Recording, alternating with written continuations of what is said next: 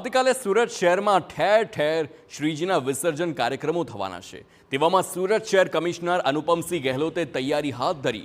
અનુપમસિંહે અધિકારીઓ અને બહારથી બંદોબસ્તમાં આવેલા અધિકારીઓ સાથે બેઠક કરી અને શહેરના વિવિધ માર્ગ પર રિહર્સલ કર્યું।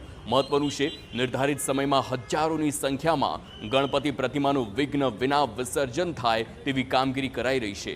તે માટે ગણપતિ પંડાલ પર એક પોલીસ જવાનો તૈનાત કરવામાં આવ્યા છે। ઉપરાંત ઈદના પર્વને ધ્યાનમાં રાખી કાયદો અને વ્યવસ્થા જળવાય તેવા પગલાં લેવાઈ રહ્યા છે। મહત્વનું છે કે ગુરુવારે સાંજે ડીજીપી વિકાસ સહાય પણ સુરતની મુલાકાતે છે અને જરૂરી નિર્દેશ તેમણે આપ્યા।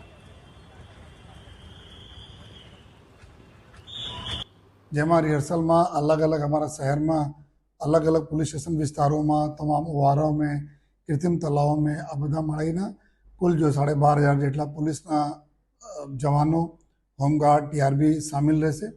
અમારી એના મદદમાં जो 12 કંપની સ્ટેટ રિઝર્વ પોલીસ એસઆરપીના છે, એક કંપની રેપિડ એક્શન ફોર્સના છે અને એક કંપની મહિલા આપણા કંપની છે સીઆરપીએફની। સાથોસાથ આ સમગ્ર 21 જેટલા કૃત્રિમ ઓવારા અને 3 જેવા अपना मगदल्ला हजीरा અને ડુમસ જેટલા જો કુદરતી ઓવારા ઉપર ક્રેનો 16 જેટલા ક્રેનોના માધ્યમથી આ તમામ મૂર્તિઓનું વિસર્જન કરવામાં આવશે।